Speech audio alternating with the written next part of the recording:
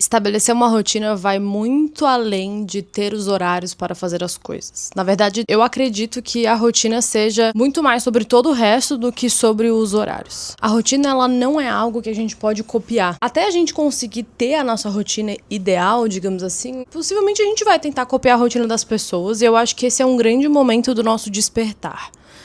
Acho que esse é o grande momento que a gente passa para entender que é necessário um processo de rotina para nossa vida ser mais coerente, para nossa vida fazer mais sentido, para nossa vida ter mais constância, digamos assim. E até que a gente consiga ter a rotina que faz sentido pro nosso estilo de vida, para as nossas necessidades, a gente possivelmente vai tentar ter a rotina de algumas outras pessoas. A gente pode tentar adquirir essa rotina dos outros através de redes sociais, que é o mais comum, ou de alguns despertares através de alguns livros. Por exemplo, Milagre da Manhã, o Clube das 5 da Manhã, esses livros que falam muito sobre essa rotina, ou até livros de esportistas, né? Livros de pessoas que são do ramo do esporte, do triatlon, de longas maratonas e que trazem muito a necessidade da sua rotina para conseguir ter os resultados que essas pessoas têm.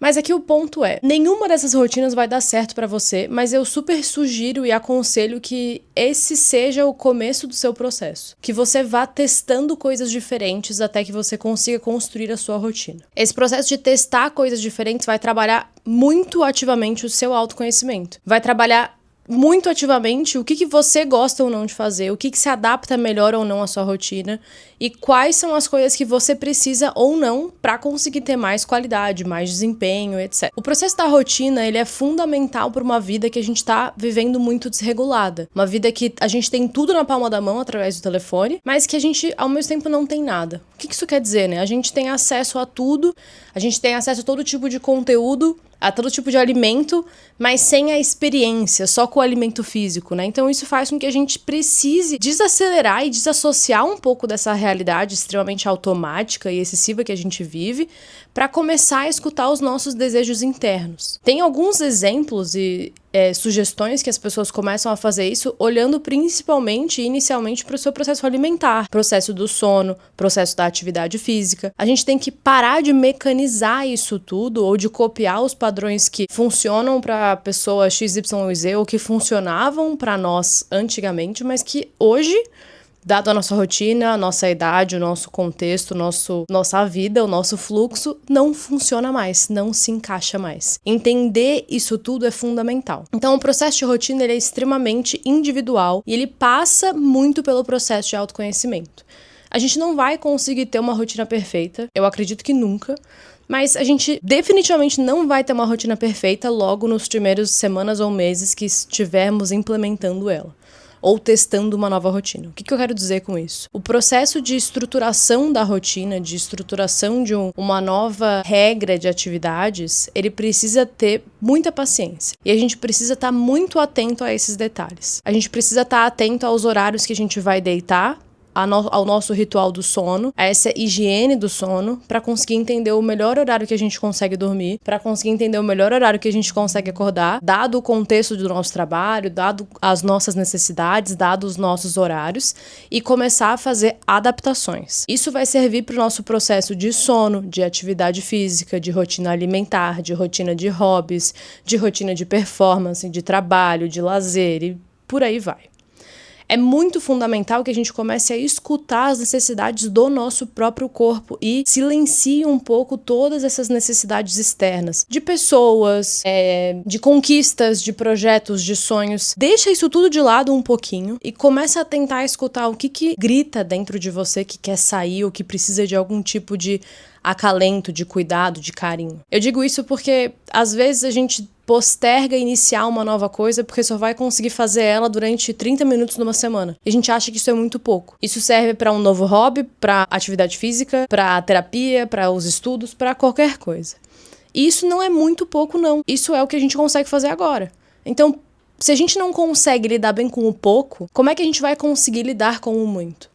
Porque as pressões do muito vão nos trazer mais responsabilidade? Então tem alguma coisa errada. A gente precisa dar o devido valor, a devida importância às coisas que têm importância. Então, se pra mim essa coisa tem importância, eu só vou conseguir fazer ela durante 30 minutos, uma vez na semana nesse começo, eu vou fazer isso. Eu vou fazer o melhor que eu posso com esse tempinho que eu tenho, até que eu consiga ter mais tempo pra fazer ainda melhor, pra dedicar ainda mais tempo, pra ter ainda mais disposição de investir nesse ponto. Então isso é fundamental, porque isso serve muito para, por exemplo, atividade física.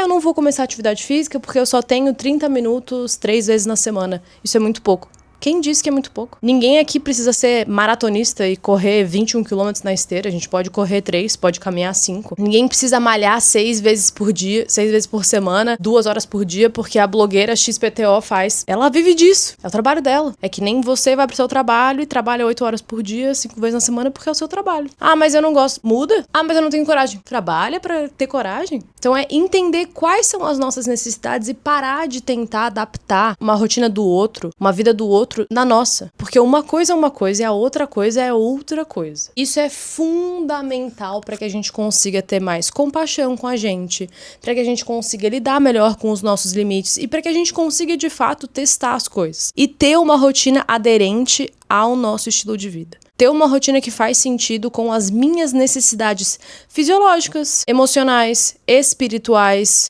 mentais, físicas, tudo, para que eu consiga escutar esse meu corpo, essa minha vontade, essa minha necessidade, esse meu desejo, e para que eu consiga ser feliz em relação a isso. Então a rotina, ela não é um processo que a gente vai mecanizar 100% com base na vida do outro, e por isso que ela é tão delicada e desafiadora. A rotina é um processo de autoconhecimento. É um processo de eu entender as coisas que eu gosto de fazer, que eu não gosto de fazer, que eu tenho mais facilidade ou que eu tenho mais dificuldade, que eu tenho mais resistência, que eu tenho menos resistência, que me faz bem, que não me faz bem, e por aí vai. A gente não pode ter uma rotina apenas baseada nas coisas que a gente gosta. A gente tem que ter uma rotina baseada nas coisas que nos fazem crescer. E às vezes, fazer coisas que a gente não quer é extremamente necessário. Por exemplo, talvez não seja todo dia que você queira ir pra academia.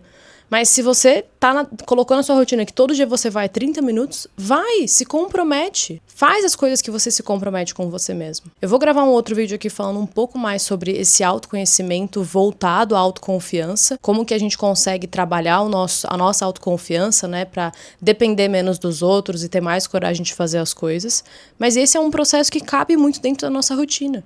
Começa a fazer as coisas, começa a tentar, começa a ver se encaixa mesmo ou não. Será que você precisa comer isso que você tá comendo?